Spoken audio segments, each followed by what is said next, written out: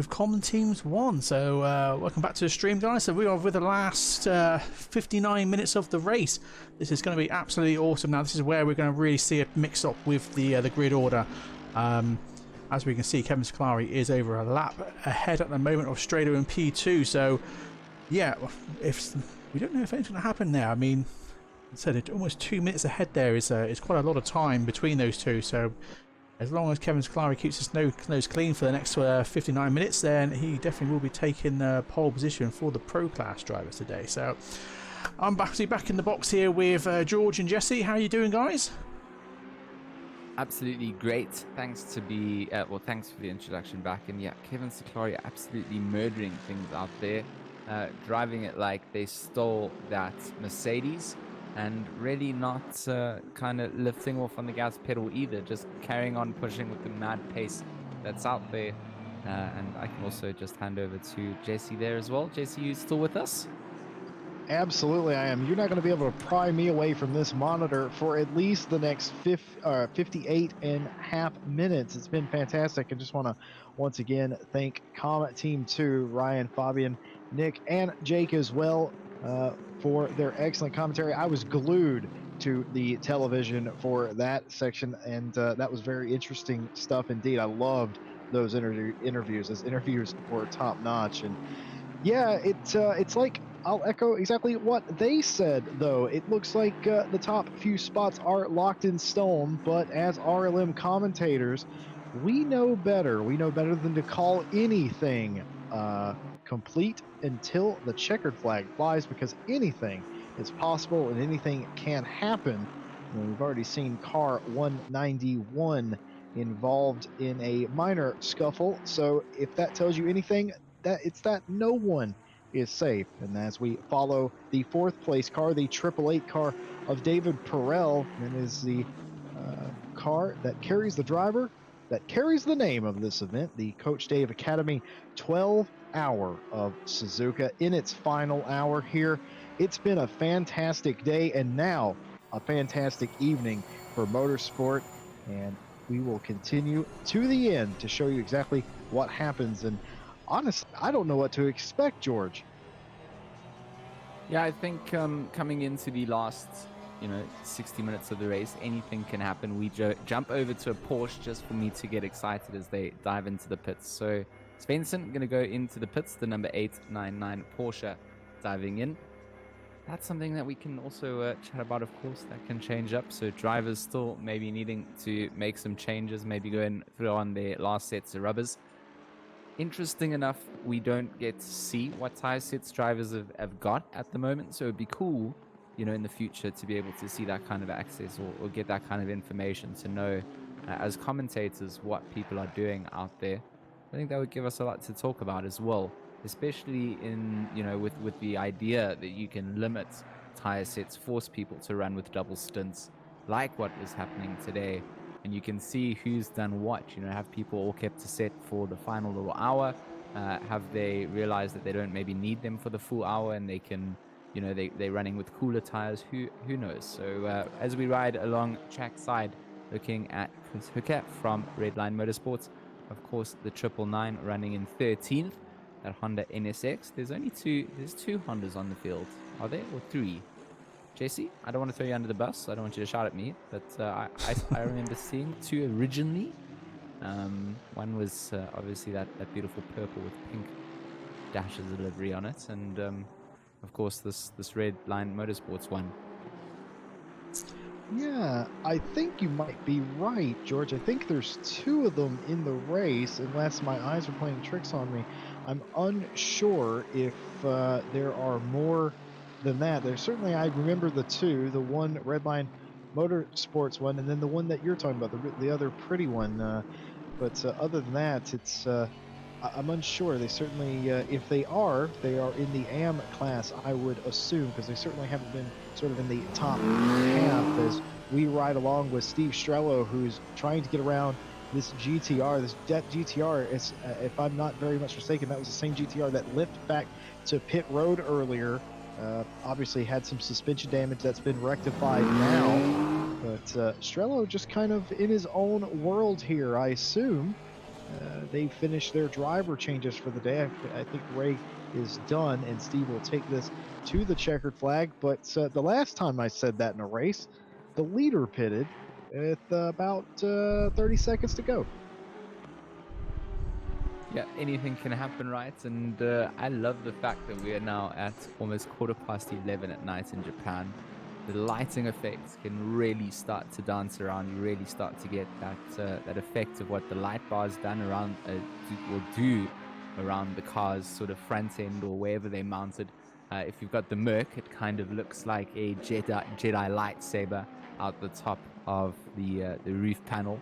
But I just love how the light bars light up the front end of the car, and you can see those interior blue lights glowing down on the interior cockpits as well for the drivers that have elected to drive with those on. So I just love those fine kind of details coming out of ACC, and I think the nighttime brings out a special sort of element to the broadcasting mode as we look at Darren King currently running in 17th place, the 838.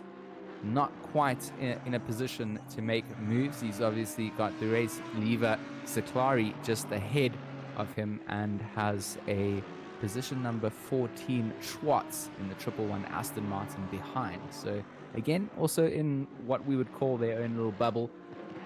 King down there.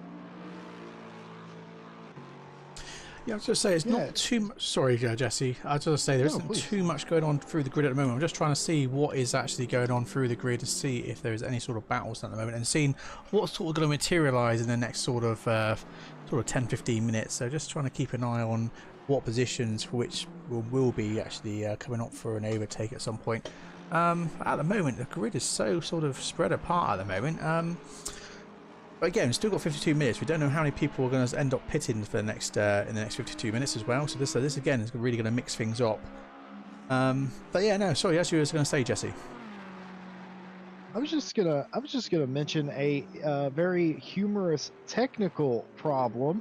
As it turns out, the 111 car, their driver currently in the car at the moment, accidentally turned on our broadcast in the background and is apparently dealing with hearing us while trying to concentrate. Mate, it's okay. We'll tell you exactly what you need to do and tell you exactly what the other drivers are doing.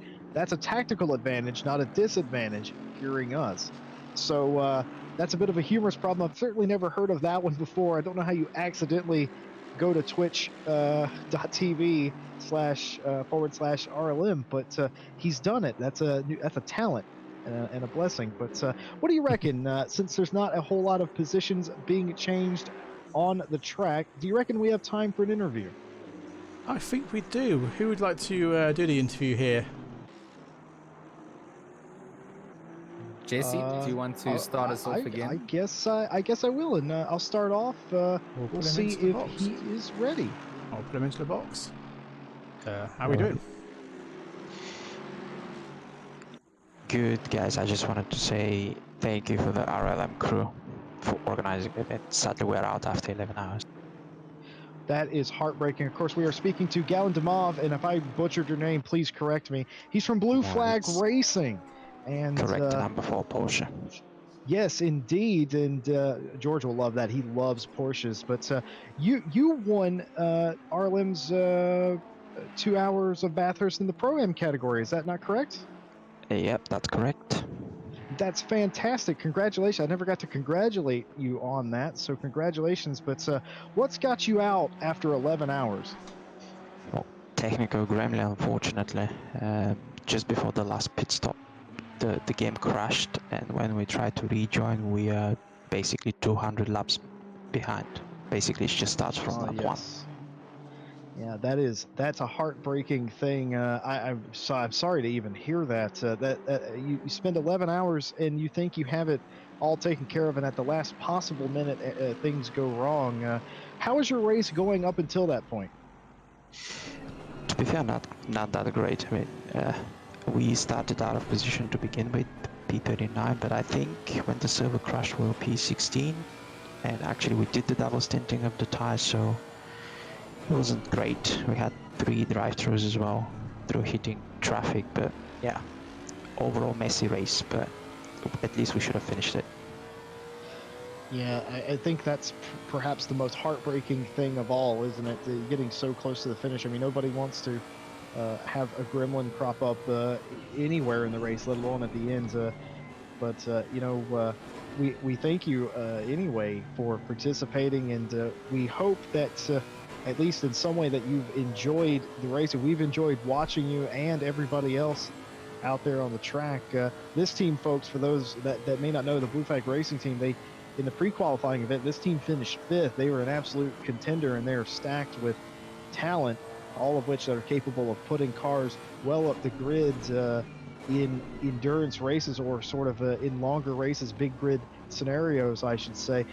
Gallon, is there anything that you'd like to say about your teammates, perhaps?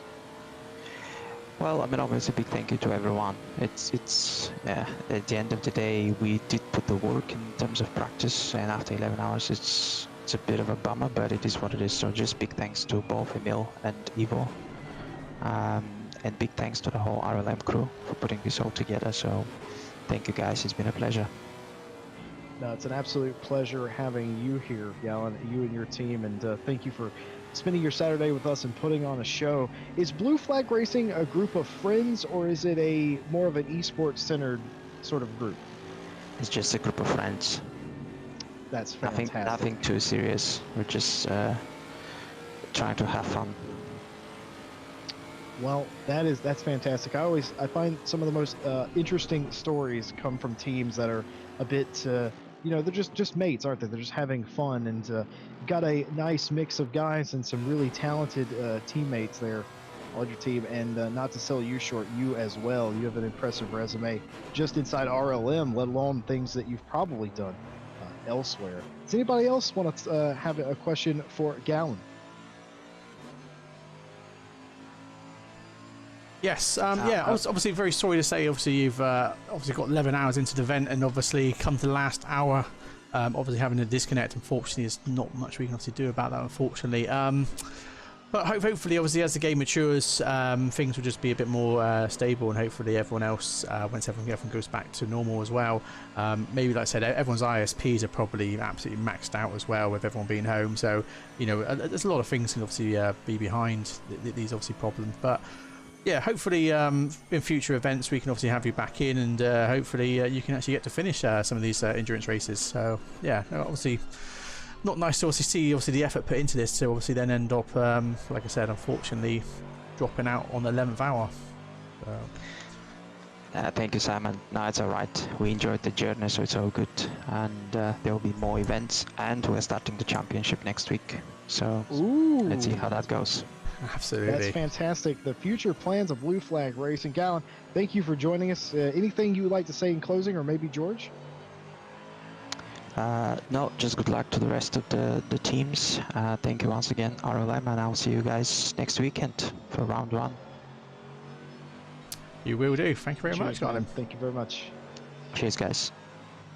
That was JC. Gallon Demov of the Blue Flag Racing Group, just a group of friends. Yes, George?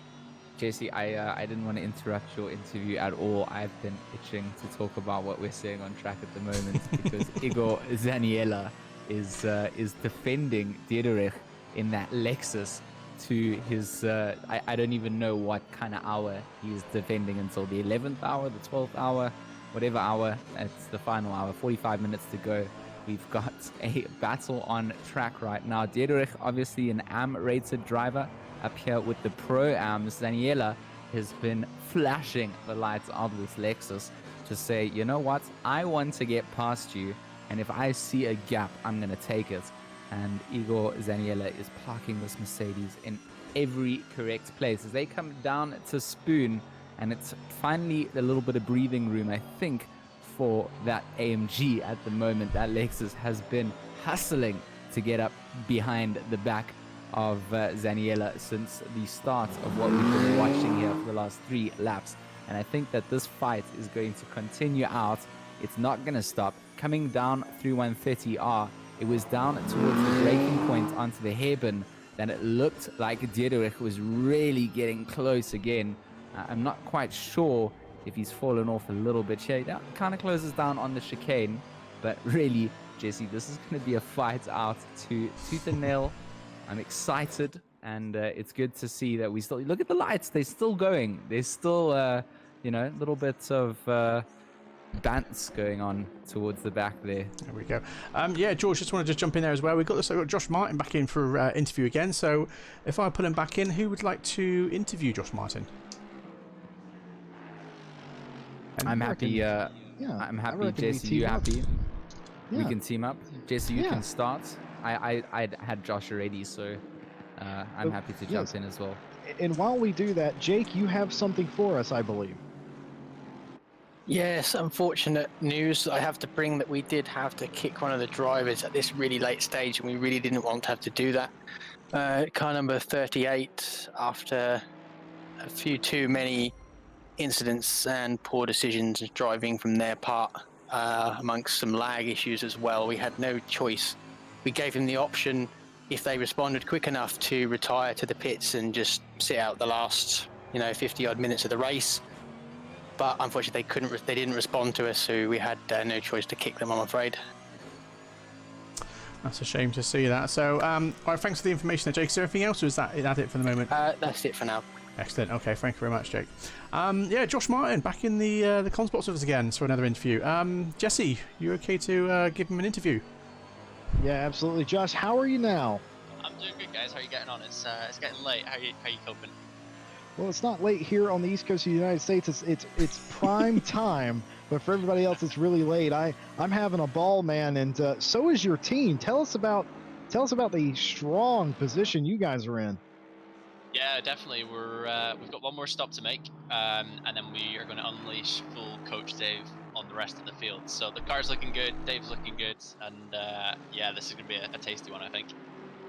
So that's absolutely fantastic. You have one more stop. Do you know, would you happen to be privy, do you think everybody in front of you also has to make another stop, or do you think they're done for the day? Yeah, it's looking difficult to judge. The car number 12 Mercedes, his pace has been a bit fluctuating a wee bit. Maybe he's getting tired, or maybe the car does need to come in for some extra grip. So I'm not too sure. Hopefully you guys can give us inside knowledge on that, though. Yeah, unfortunately, we're just as lost as a blind mouse with that. It's sort of impossible to know some of those things. We had a question that I wanted to ask Josh. George and I came up with this after the fact. You talked earlier to him about it being a 50-50 partnership between professional sim racers and professional real-life drivers. Who calls the shots at Coach Dave Academy's race team? Is it the sim racers, or is it the real drivers? Oh man, it depends on the mood. But I mean, obviously Dave has had a huge impact on the series, the race, that kind of stuff. So he is the boss at the end of the day. That's not to say that we don't have a few arguments and quiffs as the race goes on. But I mean, you know what these race drivers are like. They can be divas, can't they? So.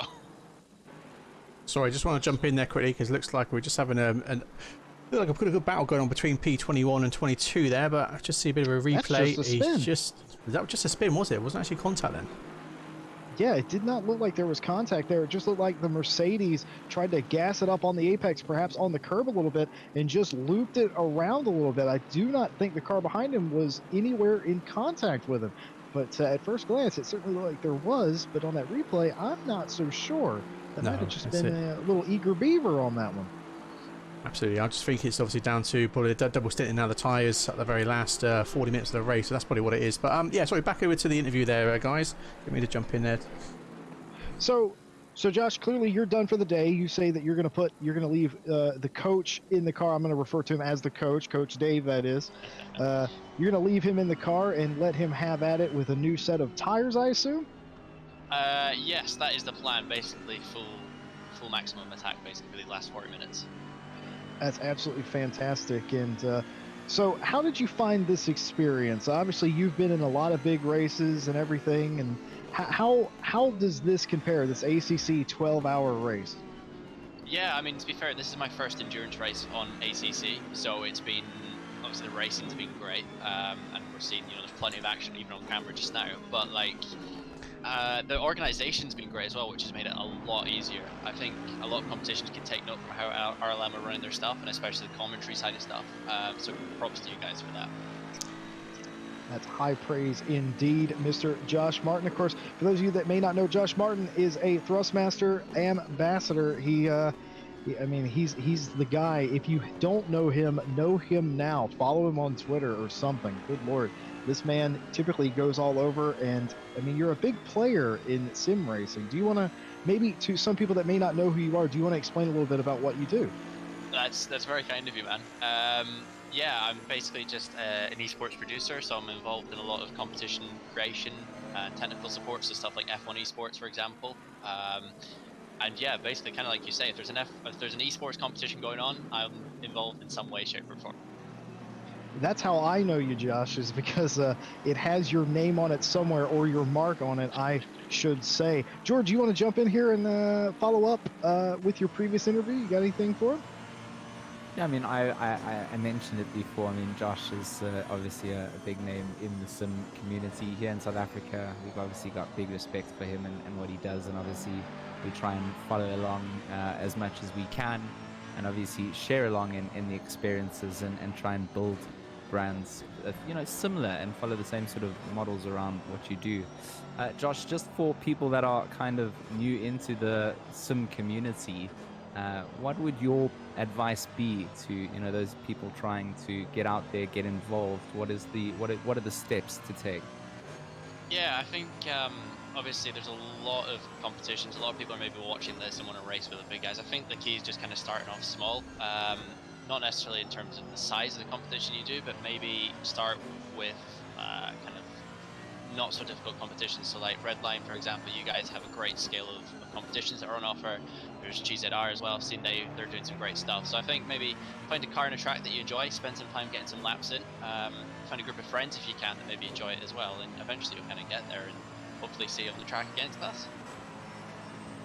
Yeah, I think that's pretty much the best advice that could be out there, and of course, getting used to how the car's handling things before getting into probably a real life lobby. Always going to go a long way, especially if you're going to get into new things. Like we've talked about here before, you can join up. You don't have to be the fastest driver. If you've got some good racecraft and just have some good skill on track, it's always good to have those kind of drivers, I suppose. And then just finally from my side, there's 37 minutes left of the race. We're currently watching a battle between Stastenko and Smith as they go through the chicane, getting a little bit wild. Smith going to have to defend quite heavily. Josh, do you think that the last 30 minutes are going to get more exciting as things play on? I'm going to throw you under the bus because Jesse gets upset when I do it to him, and you've got the option to always That's not dive true, out of the Josh. Just stream. for the record, that's not true. It's true, and you can always leave the stream, and Jesse can't. So you've got the advantage here. I think yeah, definitely we are starting to approach kind of that sprint phase of the race. The car, certainly our car, was handling very differently in the first kind of stint to the second stint. Kind of came a bit more alive as the temperatures have dropped. So I think, like you're saying with Smith and Statenko kind of battling just now, obviously David's just pit, he's going back out. So I'd expect to see maybe some crashes, maybe some drama, but a lot of feel-to-wheel racing as well. Oh, thanks for that. Josh, one last thing before we leave you. For new drivers out there that are watching this, the track temperature is currently 14 degrees. It's 11:30 at night, obviously at Suzuka. What do you do to your tires as a professional sim driver? What are you doing to keep the temperature in them? Yeah, I think the key is don't overdrive the car. If you got to this stage of the race, you should know how the car's kind of handling by now. So just take your time, keep it smooth, keep it composed, and yeah, hopefully you'll make it across the finish line. Whether it's in first, last, doesn't really matter. Phenomenal. Thanks very much, Josh, and thanks for popping back in here. Hopefully we see a good 35 minutes remaining of racing. We're going to see Smith running a little bit wide there, as we're going to go back for a little replay here. Let's just see. Oh, there actually was contact coming across between both those drivers. We're going to have to see what the stewards say for that in a little bit, right, Jesse? Yeah, that's not what you want. What you want now, I mean, speaking from my experience in a race like this, what I would want now is just to get to the finish. If you have the opportunity to make up time in spots, do it. But for the vast majority of these drivers, it's a matter of seeing the checkered flag. And speaking of the vast majority of drivers, that's what they told me they were interested in doing. They wanted to get to the end of a 12-hour ACC race. And for about 40 plus drivers, that's going to be attainable tonight. That's a thing that they're going to get to do. They're going to get to it, but making a mistake, having little accidents, that's also a part of it. It's the end of the night, the end of the day, I should say. It's nighttime for most of the world. I mean, Europe, it's it's going on midnight. So, it's time to go to bed for a lot of these guys. They've been up for 12 hours. They've been working with teams, and Lord only knows how many hours they've put in for practice of this. And you get tired, you get worn out, you make silly mistakes. It happens. As we see Zamelek come in to make, I assume, their last pit stop. As we heard Josh Martin talk about his last pit stop for his team, having David Perel stay in the car. I assume a lot of these guys are on that same strategy, that they need one more stop to go. But yeah, it's the end of the night. It's the last call, and you're going to make mistakes, and the really good drivers, really great drivers, will focus up even harder now, don't you think? Yeah, make or break sort of time, right?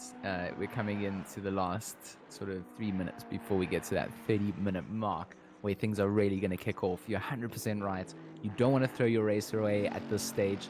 You have been pushing since the get-go. You've had a consistency phase where you've had your teammates in your ears telling you, keep it easy, push when you need to, time to pit, you've done all the bits and pieces that you need to do. And it's now just about crossing the line, getting to add whatever your finishing position is to the end of your name. And that's where the reputation comes in for good endurance racing, is really having that consistency. And what we've really seen right at the top between our top two drivers has just been, our top 5 drivers, even top 10, has just been great consistency coming out. I'd love to get just a printout of every single lap time coming out, and going through and being able to analyze it and see it, because post the effects, I think it's been absolutely incredible. We're coming up to 335 laps driven here at Suzuka for this 12-hour event, and obviously 30 minutes left to go, so we can add a couple more onto that.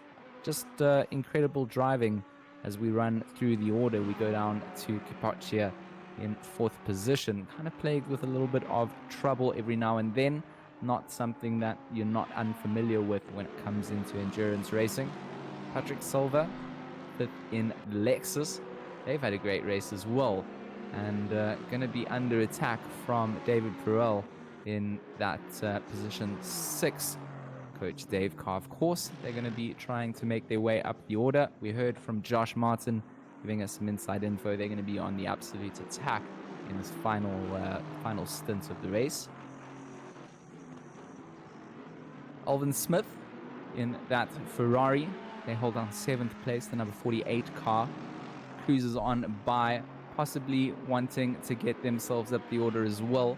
So they're going to be waiting to see if there's any mistakes made up the order as well. It really comes down to consistency and management. Stestenko for Russian Bears Racing, they've had just a great race out here today.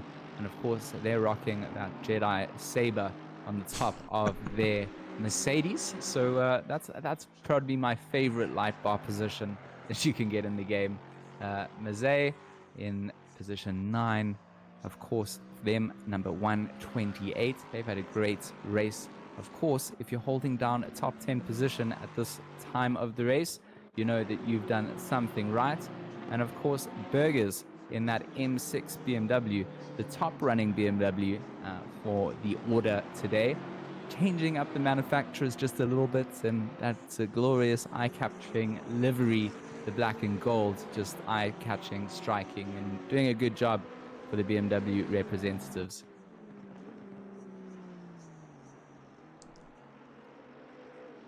Yeah, it's absolutely great. We're just going through the top 10, and now we're looking at the 11th place of Tobias Geider right now in the Lexus, trying to go around the outside, making it really hard for himself. Doesn't quite get that done, and falls back in line there.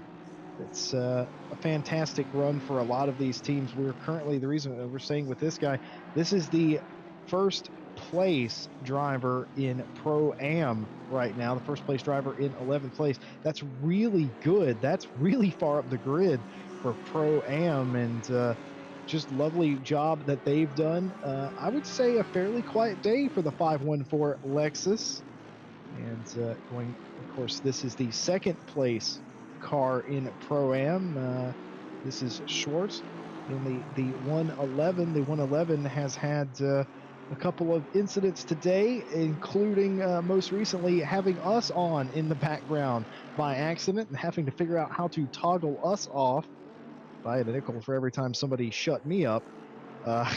Moving on to the third place car in Pro-Am. This is Eris. This is the Kuno's dev team racing here in the 778 BMW. Been a pretty good day. They had some early foibles, but they have absolutely turned it around, and they are in a podium position. That's fantastic. Did they start in 46th place? They started way back there. They started so far back there, the pictures were in black and white. So this is the AM leading car of Paul Dietrich in the 253 car. Also a Lexus here. This is Dieter Racing. I haven't talked much about Dieter Racing, or at least I haven't today, and that's a bit unfortunate. They are a fantastic team and a very passionate group, and love talking with them this week. But they are the leading AM car as we run towards the checkered flag, and I see a familiar name in the as there's a bit of a touch there coming out of the chicane and onto the last turn. I believe that's that's Lappin Party 69. That's number 2. Yes, that is, and he's flashing his lights at him, letting him know that, hey, I would like to get around you. Still flashing the lights into turn 1. That's pretty impressive to hit that button and get the car turned at the same time. I can't do that. But he's going to try. He's still flashing lights. He really wants to get around the AM class leader. Hopefully I'm sure he does understand that this is a class leader, and respect given. And this is the guy I was talking about, the number 8 Aston Martin. Stefan Kwai, recognize him. A solid run for these guys today. They are second place in AM as we run to the flag, and haven't really heard too much about the MS Motorsports guys, which is probably good because they have had a incredibly solid run, and not a whole lot going on negatively about this team. And I dig the blue with the purple grill LEDs. I like that. Yeah, I was just going to say, obviously they're currently P2 in the AM class as well, so they're not doing too badly in their class as well. I'll just jump over to P3 of the AM class, which is currently P13 overall. So these are the guys that are in the podium spots for the classes as well. So yes, doing pretty good so far, these guys. Yeah, Carlos Miranda in the 808 Carber 8 car. This is it's absolutely the Audi here. This is I think the only Audi we have in a podium position, so that's very interesting that they've managed to get that car up into a podium spot for AM. And somebody asked hours ago, and I believe I answered in chat, but I'll answer again just in case we have a new audience. Yes, the classes matter. There's the Pro-Am, and AM class, and everybody's running for their own race win and their own podium in those respective classes. We wanted it to mean something, and certainly doing it this way does, as we ride with Rafael Canoca in the Lappin Party literal 69 car here, as he continues to flash the class leader of AM, trying to get by him. This is actually for position, I've just noticed. Yeah, sorry, I got confused earlier once. Yeah, sorry, I got confused. I believe this was actually car position 2, but it wasn't. It's actually position 20 and 19, the actual positions for. So I do apologise for that. No, that's perfectly all right. It fooled me as well. I thought that was a top 15 pro car. It turns out that is not. That is the 20th place car. This is for position, and of course overall still matters. You want to get as far off the grid as you can. Look at him right on the back bumper of that Lexus, trying to get by him, trying to find a gap. Will he find one here? No, he will not. Not quite yet, but he is all over the back of that car. You could give that Lexus an oil change from that distance. That is an incredible distance as he gets right up into it. He's going for the inside. Is that a wise move? I'm not sure. the Lexus has seen him and given him room, or has he? Because here comes the Lexus back on him. We're going to see that again, a dive into the inside there. Lexus does, in fact, give him room, as I said. That was cleanly here done. He comes back. Here he comes back. The Lexus did get around him momentarily, but there we go. The Lapid Party car gets by, but then goes wide, and then there's a touch, and that's not what you wanted to see. That's not what you wanted to see. You didn't want to see the touch, but it's a little touch, and he gets right back on it. And the unfortunate part about all that is he's got all that to do again now.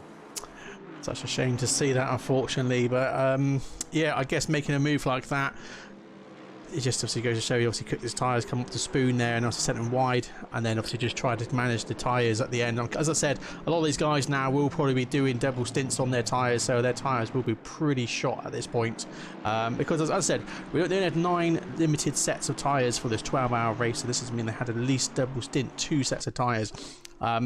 We was obviously hoping for some rain, so then the guys would have got a free set of wet tyres, but unfortunately that never happened in the 12-hour race. So yeah, it's going to be very interesting to see what actually happens in the next 24 minutes, who's going to be jumping in the pits very shortly, and yeah, I think there's lots going to happen in the next 23-24 minutes. I mean, we've seen it already before we hit red line with like I said, a 2.4-hour Spa race with our guy Samir. Ended up taking P1 on the last lap because the guy had to pit literally the last lap, which then gave our guy the pole position for the 2.4-hour Spa we did. So yeah, I said we may even see this here with some of the cars at the moment really pushing to the very limit now. So yeah, this is just fantastic stuff. I mean, you know, that battle's not going to go away. That battle for 19th will heat back up. You can guarantee that. You can take that to the bank with you. I mean, very clearly that Pro-Am car was faster than the AM leader, but it's unfortunate that they had contact. Yes, George? Just Olvin Smith and Stasenko. Back on it again. Stasenko are fighting it out. Oh, here we go again. Battling. They've just come through 130R. They're coming through the chicane now. Stasenko trying to find a way around. Going to tuck back up behind the back of Smith once again. Oh, it's beautiful racing coming out here at the moment between these two I think drivers. he's going to have him. Oh, Stasenko on the outside. Smith going to be forced to go around the outside. Stasenko on the inside. Oh, going through the curves. Smith just looking so much more settled in the Ferrari. That was fantastic. Oh, okay, settled. And now they're going to have to go through the curves again. So, you know, 22 minutes left of racing. This is what you want to see. The battle for 7th and 8th place in the Suzuka 12-hour here for right now. Stasenko really needs to reel in and try and get past Smith if possible. It does look like Smith possibly holding up that Mercedes. And of course, if you can try and progress, of course you want to progress. So right now, it's a battle for position and a battle for pride. And I'm excited to see where this will progress. They're going to go under the bridge and head up towards the hairpin now. Smith is pre-flashing at Zanella in front of them, just letting him know that, listen, I've got someone right behind me. I'm trying to get by. If we get to you, mate, please do me the honors and let us go on by. And this is just the fight that you want to see. They're going to go side by side coming up to spoon, and it's going to be Smith on the inside. Oh, Stasenko, of course, never going to be able to break for that, forced wide. And Smith just doing the smart driving. Stasenko being forced all around the track, and Smith just drives on by, and the drive from the Ferrari continues. Stasenko tries to chase. I gotta say, George, I disagree. This isn't a drive for pride. This is a drive for 7th, and I didn't know how bad I wanted 7th until I was Stasenko right now, and I decided I really wanted 7th all of a sudden at the end of this race. And he's right back on him, right on the gearbox of the Ferrari. Can't quite get it done. You're not going to get the pass done there in the chicane, lad, but you might get it done here on the straightaway. Heard all week about how the Mercs pull up, and look at this. It's like he has DRS. He doesn't, I assure you, as they get side by side, as they side draft each other. Hard to find side drafting outside NASCAR, but here you have it here at Suzuka. Side by side down to the turn one, they touch a little bit, and the pass has been made, or has it, as he's going to try and do the crossover. Can't quite get it done. Happy birthday to Stasenko, and I can barely speak. Wow. He gets the job done. Yeah, Mikhail forces his way in there. And Alvin Smith, with a little bit of a gap, is going to allow that Mercedes to get through. Smith going to be flashing headlights, aggravated. Oh, he is. Look at him. Because, for free. You could have guaranteed that there would be a bit of salt leaking out the back of that Ferrari after the Russian Bears charged on through, and that's exactly what went down. So right now, the battle for 7th and 8th is going to have changed up, as Alvin Smith has to try and reclaim his prize up in front. But that Mercedes wants to run away, and Smith needs to be careful now, trying to make the chase down. Of course, doesn't want to throw things away. Just trying to get one position back. Wants to still maintain that ability to finish the race on the tires that they've got.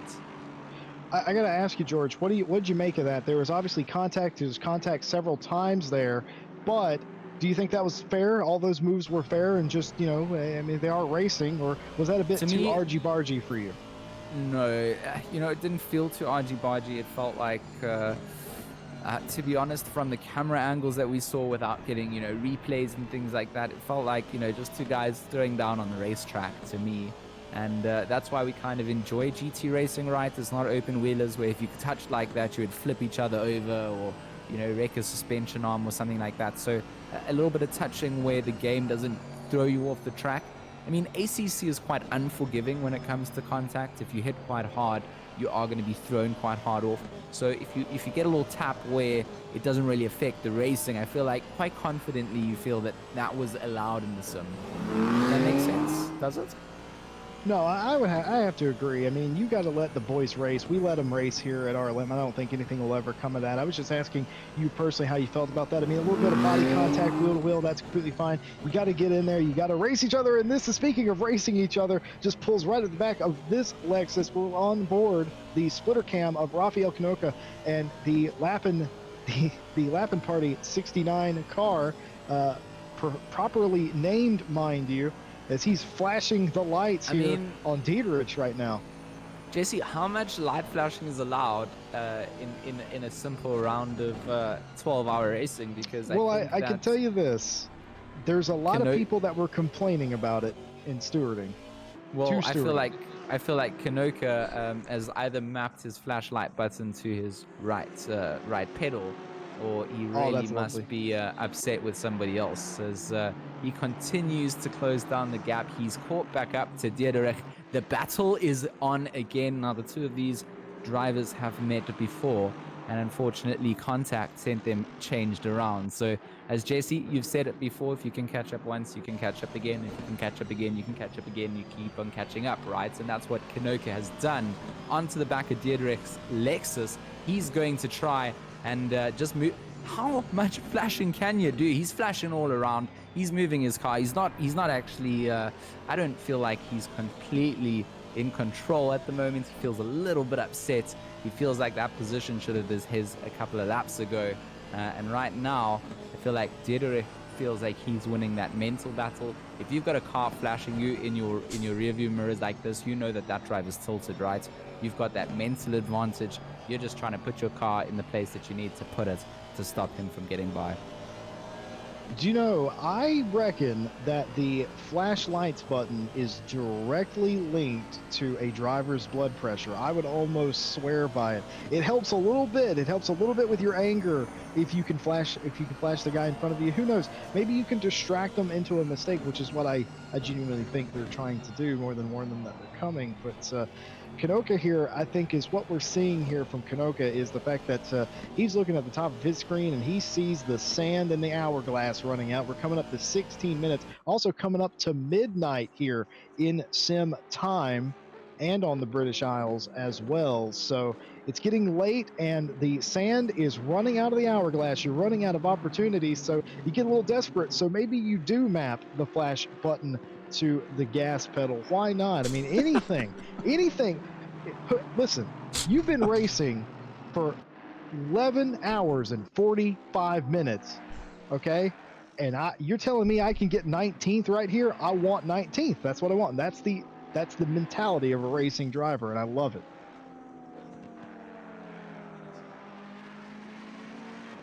As we go on board the fourth place car, we hear that there is a battle brewing here It's currently at about, what do you reckon, about 5 seconds, but it is coming down, and it's actually 4.5 seconds. I stand corrected with 15 minutes. That is doable, ladies and gentlemen. That could potentially happen.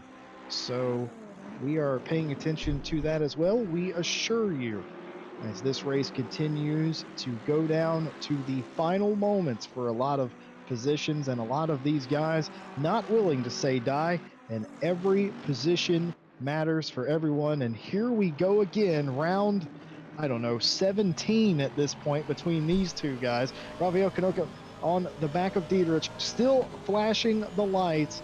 Dietrich still not paying too much attention to that. He does take the defensive line on the way up to 130R as he gets back online, ready to take the corner once he has enough gap. Look how much Canoca pulls up, and he's going to have him here, I think. No, he's going to be on the wrong side, as Dietrich will have the preferred line into the chicane, and he will parlay that into a bit of a gap as they go through the last corner onto the front straightaway.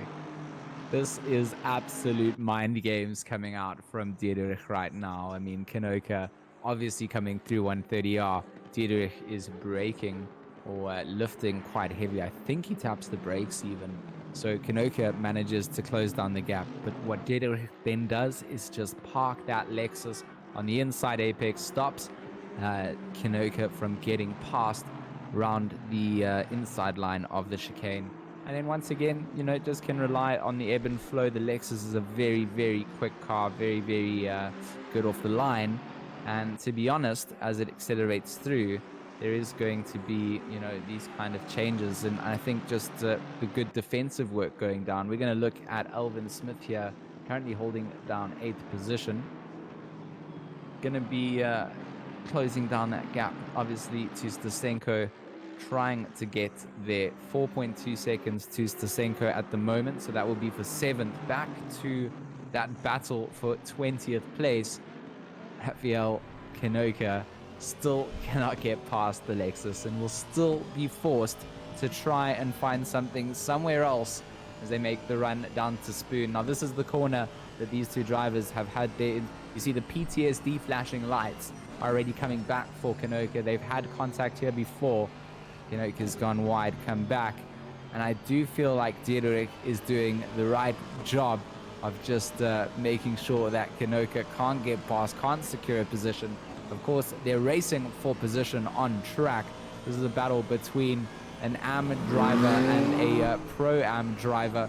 Dietrich, obviously, the AM driver, holding down very defensively, and Canoca cannot get past. Coming down to the chicane, that inside line has been left open. But that's only because Dietrich did not feel any pressure from Canoca at that point before they go around the final curve to go and start what would be their... What lap are these guys actually going to be on? They're going to start their 339th lap. So 339 laps. Absolutely insane. That's the 20th position drivers doing that. Our leader, Kevin Cyclery, he's done 346 laps. We go down to Andrea Kapadia in position for the 715 Ferrari, trying to obviously get past Lawrence in 3rd place for the podium. Yeah, he's definitely closed that gap down now. A minute ago it was about 4 seconds between them. He's now down to 1.8, so he's definitely closing up in the last 4 minutes. So we could be in for an overtake here for the podium. So it's going to get very, very interesting in the last final minutes here. So looks like he's going to have a shot, isn't he? He could well be, but it looks like there's a lot of back markers in between here as well, so he's going to have to play it safe. Simon. Hello. Can I ask you a favor? Sure, go on. Can we bring Ryan into the comms box yet as our pronunciation expert, please? Yeah, if he really wants to. He's here to hear the chat. Folks at home, Ryan has brought something to George and my attention that we've been doing this entire race that he's only waited till just now to tell us about. So Ryan, if you are here... 12 hours, Jesse, we have been doing this, and Ryan has not said a thing to us. Good, well, I would say good evening, but it's actually good morning now in the UK at the moment. Gentlemen, how are you all doing? Well, I'll be honest, I was a lot better about 5 minutes ago before I had to receive this distressing message from you as we watch Kionka here, who is attempting to make the pass. He gets fully on side of him, doesn't quite get it done there either. Kionka at this point is wondering what he has to do to get by this AM driver. Of course, this is all fair game. This is for 19th position as they both start snaking down the front straightaway. So Ryan, tell us what we've been doing wrong as he looks to the inside, can't quite get it done. Yeah, for the last 11 hours and 50 minutes, you've been referring to the driver in question as Rafael Kinoka, or Kinoka, whereas the correct spelling of the name is actually Kionka. So, oh dear. Yeah, nice one for 11 hours and 50 minutes of name mispronunciation. I hate how I can hear him smiling so deeply You can into his feel it, microphone. can't you? You can I just can. feel it, the smugness. I don't like it. No. Well, aside from that, I'd just have to say that Team 1's done an incredible job here today. Obviously bringing most of the coverage here to you today. It's nice to be here for the last 10 minutes of the race, and of course, coming into the last 10 minutes of the race, it seems like we have a battle for the podium. We sure do, yes. He was down to 1.8 seconds off, but I guess because of his back markers and that, he's lost about 4 attempts there. So we'll see if anything does materialise in the next sort of 8 minutes. I would actually just like to take this moment to do a little housekeeping just so everybody at home knows is on the same page as us. Some teams here today have been given time penalties. Rather unfortunately, there's no way to show them to you. We've shared them with you throughout the day with updates from Jake Boswell and his team. But there's no way to show them to you in the sim. So they... Yes? Sorry, you can carry on. It's alright if my second camera feed decided to go back to a car. It wasn't very good.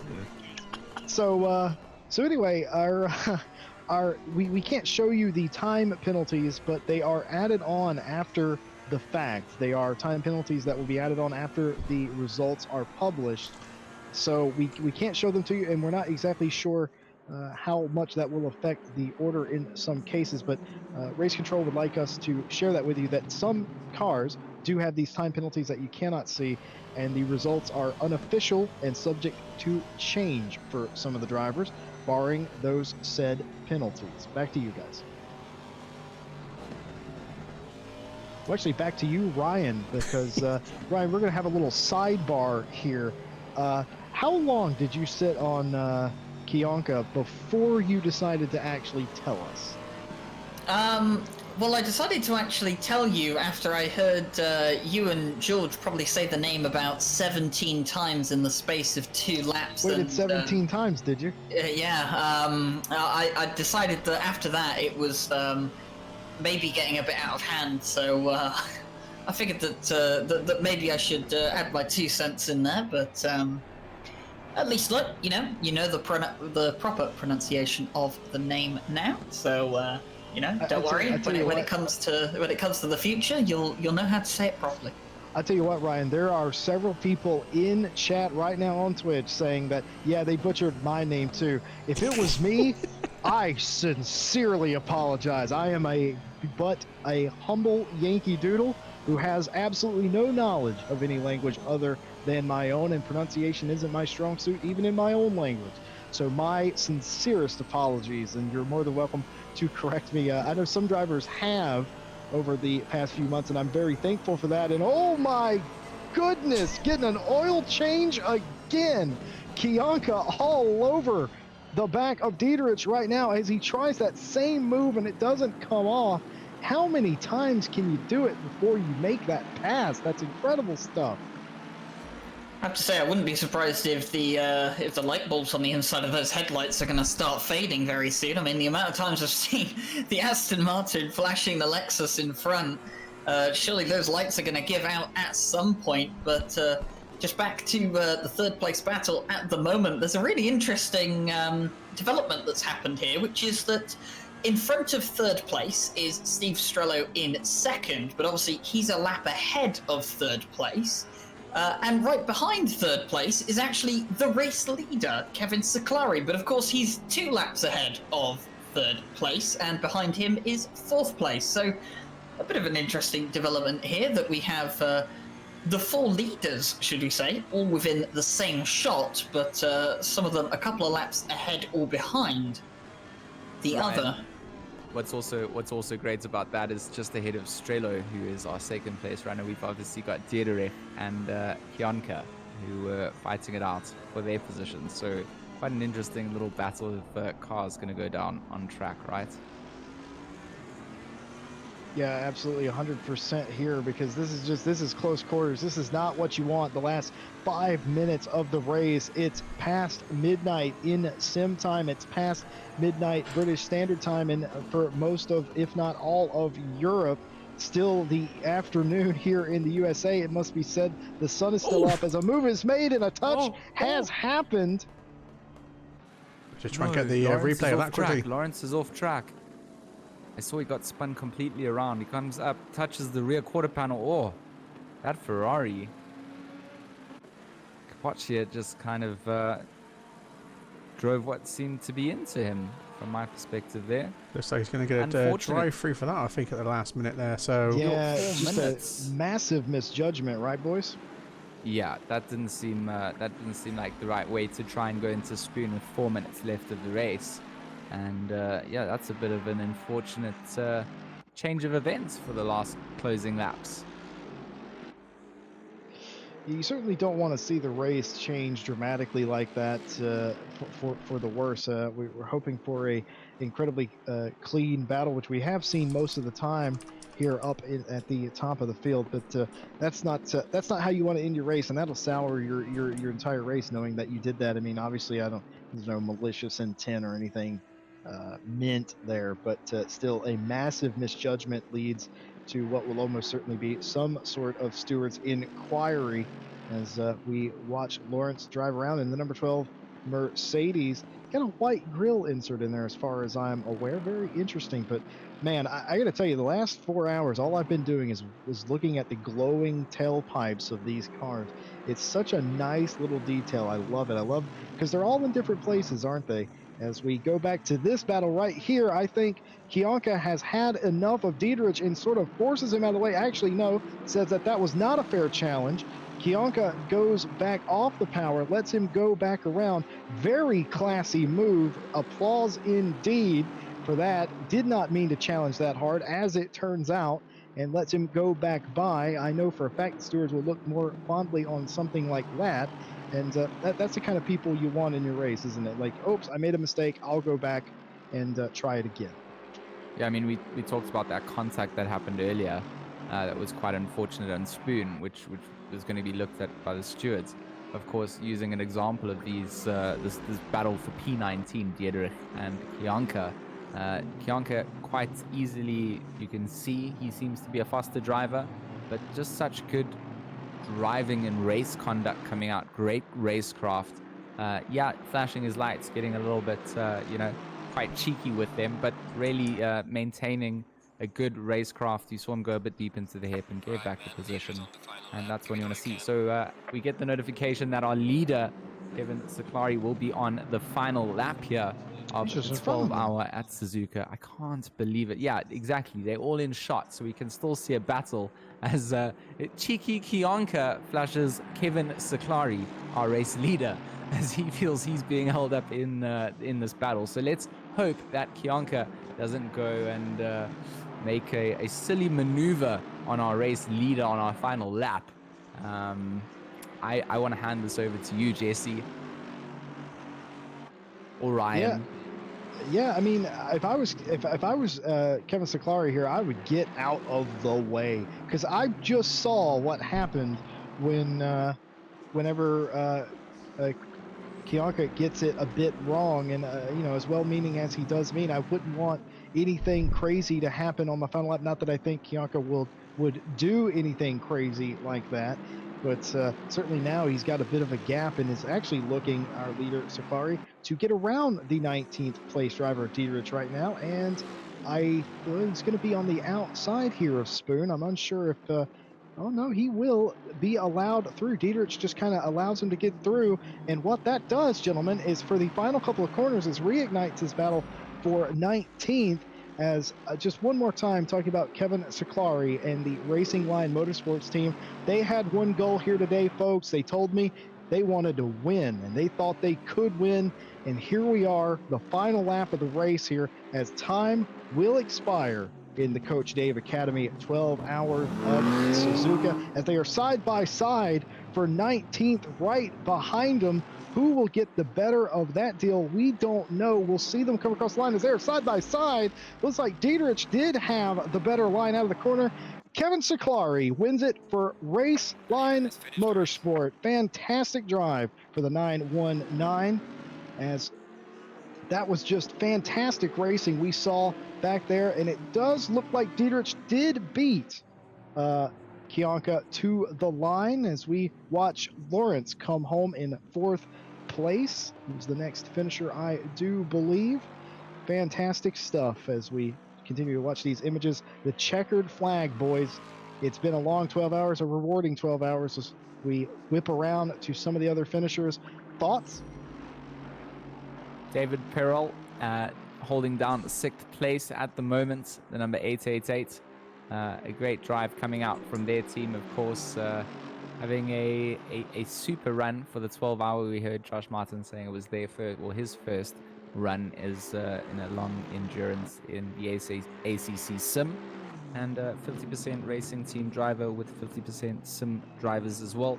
Just a phenomenal drive coming out, and yeah, they're going to go across the line to take home 6th place. So as they run around the final curve, yeah, there we go. They'll go across the line shortly to take home 6th, with Alvin Smith taking home 7th, provided he manages to finish the race. This is where you hope that you've got enough petrol, right, to make it to the end of the line.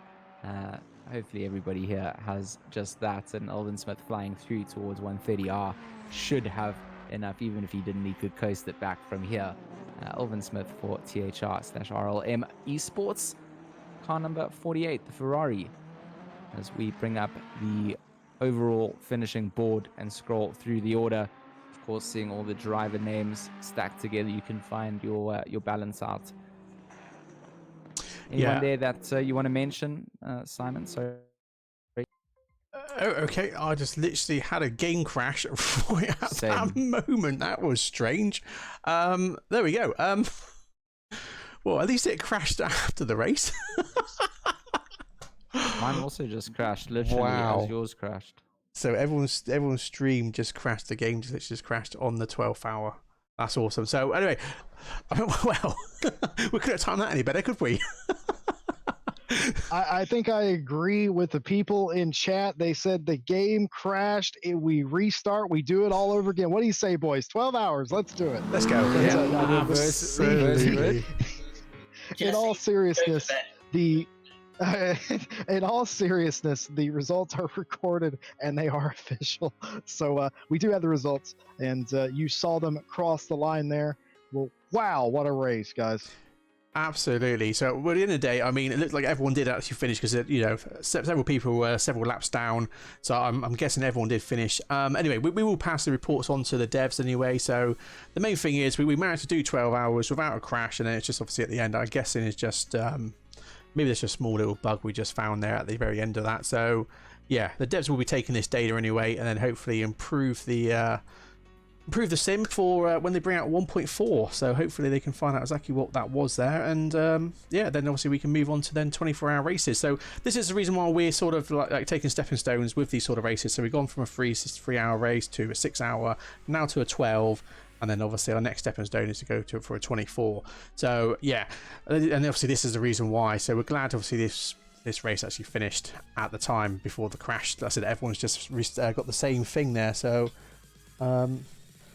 saying that, my other PC is actually still connected, which is quite interesting. So that is strange why only a few clients crashed. That's very strange. But anyway, thanks for coming along to watch the stream there, guys. It's been absolutely awesome to see, obviously, the full 12-hour race here. I believe it's the first race in ACC for us to do a 12-hour race. Any league actually to do a 12-hour race in ACC. So, yeah, we're definitely back to do some more. We obviously know that the 24-hour Spa real-life event has been cancelled. So, what we're going to do is look at V1.4, see what the outcome is of that, and then we may even actually plan the Spa 24-hour race in ACC on the official date that the real race was going to go. So that's the plan, is what we're going to be looking to do. So stay tuned for that one, guys. That will be actually, I don't actually know the date of that one. I believe it's July, isn't it? I'll have to double check the date of that, so I can't give you a date of that right now, unfortunately. But yeah, anyway, again, thanks a lot for coming on to the stream. We also have our start of our Endurance Championship starting this Friday as well, so that's going to be absolutely awesome. So do come along for that. So we've got 2 servers running with 50 teams in each, so we've got 2 drivers in each team. So we actually got 200 drivers connected to our server for these endurance races. So that's going to be pretty fun to watch. So that will be 8 p.m. BST or 7 p.m. GMT for some of you guys. Otherwise, yeah, it's been absolutely awesome. I mean, Ryan, Jesse, guys, what do you think of this today, this event? Anyone? No, okay, I'll take it. I was giving Ryan and them. No, I thought it was fantastic. The fact that we had what do you reckon, 250, 300 connections. We had so many drivers, so many moving parts, 50 plus teams. The far and away vast majority, 40 plus cars, saw the checkered flag of this race. That was excellent for not only the sim to show what it can do, what the teams can do, what we can do. It was just fantastic to see the whole thing come together. Folks, there are a million little parts that all have to come together for this kind of thing, and to have it come off like that and just run 12 hours and do all the changes and back end stuff that we have to do to pull that off, just fantastic. I can't thank commentation team number 2, number 1 in my heart, and all of the staff that pulled this together, all the ones that raced, and you guys are awesome. You guys are rock stars, and let's do 24. I cannot wait. All this did was make me more hyped for another one of these. Absolutely. I'll tell you what, we've got a few guys in for an interview, actually, if you want to bring them in. So before we actually disappear, guys, we will just quickly pop in a couple of people in for an interview. So we'll bring in the race leader, Kevin Cyclery, and his team. So just bear with me a second. Yes, please. I would. Yeah, that would be fantastic to do that. The whole team in a second. This is going to be glorious. We are going to have we ever had a winner's interview before in an RLM race? We have, yes. Wolf Matiska of the 6-hour race we had in at the very end of the race, which is pretty awesome. So let me just pull these guys over. Hopefully we've got enough room. We have. How are we doing, Kevin? How are we doing, Sam? And there we go. I'll bring you all in a second. So, yeah, guys, congratulations on the win there. I mean, that's absolutely fantastic. Thank you guys. Thank you very much. Thank you. Finally. Finally, ladies and gentlemen, your winning team in Pro Raceline Motorsports 191. You guys just won the 12 hours, the Coach Dave Academy 12 hours of Suzuka. What are you guys going to do next? I think we're waiting at the 24-hour Spa. Absolutely. Absolutely. That is definitely going to be on the cards next for sure. So yeah, I'm sure you do it. So no, I mean, absolutely awesome pace from you guys there tonight. I mean, you know, to be, was it over a lap faster, wasn't it? And in the end, over that 12-hour course. I mean, just give it a bit of insight about the tyres and stuff, obviously, because obviously everyone was expecting it to rain and obviously get a free set of dry. So, I mean, just give us a bit of insight on tyres. I mean, did you end up with any punctures or anything like that going through? Okay, so no, the setup was good on the dry, yep, sure, and also good on the rain, medium rain, like medium rain, yep. We don't expect heavy rain, so we work on that. About tires, yep, we had very weird on tire, but somewhere else do a double stint, just crazy. I don't know how he can do it. Just crazy this stint, double stint. He saved the tire a lot. No, don't know how we managed to do it. And with the pace, car was perfect. I'm very happy. Thanks for the team. They work very hard. Yeah, I mean, to be honest, you guys did very well, especially when you had the extra 20 kilograms of ballast on added onto that, so the BOP. So yeah, I think our guys have done a pretty good job there with the BOP as well, because obviously the Aston and the Mercedes did very well in this race tonight. Yeah, I mean, hats off to you guys. I mean, it's absolutely fantastic to see this obviously happening. I mean, we was hoping for a bit more of a battle going on come the end of the race, but I guess a lot of people with different pit strategies were pushing a bit too hard at the start of the race, and obviously wearing their tyres out a lot quicker, and then I had to play a bit safer later on. But yeah, I mean, to be honest, you guys with your pit strategies and everything, it's obviously paid off well, and you did an absolutely awesome job, like I say, to end up getting pole after the 12-hour race. And I think all our viewers as well are going to think the same. It's been absolutely awesome. Yeah, I think the main thing was we kept it clean the entire race. We only had like one cut track or something, no penalties, which I think is what helped us out. Absolutely, yeah. This is where a lot of other teams did end up getting drive-through penalties at some point in the race, whether it was from track limits or even like being involved in an incident. So yeah, I think that's where you guys, because I think didn't Steve Strehlow end up getting a they got a drive-through. I think that was actually due to their speeding in the pit lane, was it, or something? Yeah, they did a routine pit stop and something with the pit speed limiter. They sped in pit road and they had a drive-through that they had to do. Yeah. Oh, that's amazing. So yeah, I mean, there you go. So that's how you got your the extra lead as well, with obviously some of the guys getting drive-throughs, and obviously that can cost even up to 60 seconds at least there. So again, I mean, you guys are absolutely fantastic. I mean, you've done plenty of racing here in Redline with us, and yeah, I mean, you guys have really put on a show tonight. So congratulations to you guys, and obviously Racing Line Motorsport. So yeah, no, really good to have you guys a part of us. Thank you. Thanks for hosting this race. It was a pleasure. Yeah. I let Samuel talking because my English shit. So that's perfectly. Cyclery, it's perfectly fine. You guys are awesome. I mean, you guys didn't inherit the lead. We watched you guys fight for the lead. Like, that was a thing that you had to do. You had to gain track position, and then you just kept building a gap on top of a gap. So my question to you guys is, how are you guys going to celebrate this win? I don't know. I think Kevin and Sam are going to go to bed. I still got time to party. There you go. Brilliant. Fantastic. We are so tired. Oh, brilliant. Anyone else here got any questions for the leaders here, the race winners? I just want to say massive congrats to you guys. It was a great race to watch and a phenomenal one to get to commentate on. So thanks for putting on a great show. Nothing to really ask. Just want to say massive congrats, guys. Thank you thank you very much. Yeah. Yeah. The car was very good, so Pleasure, yeah.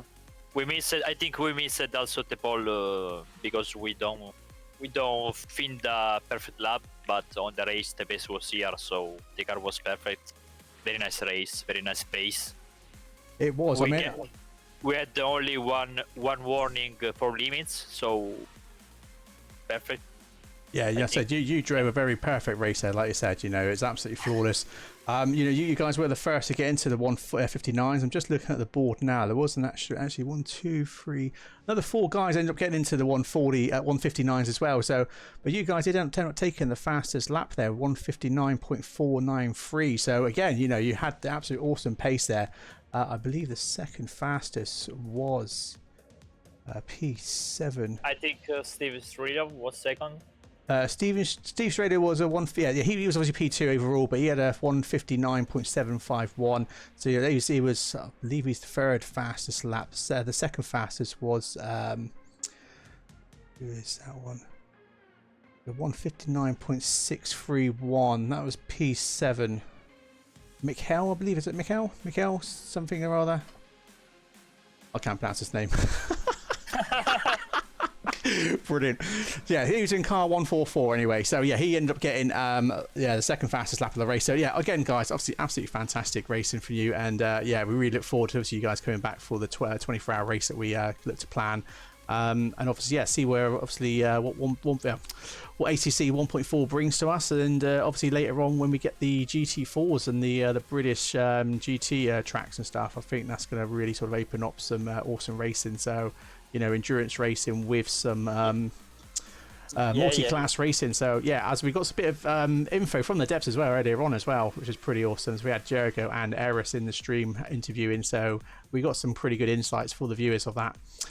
But anyway, right, I'm gonna have to wrap this up now, guys, because obviously it's nearly midnight here, and I've got kids and the missus in the bed.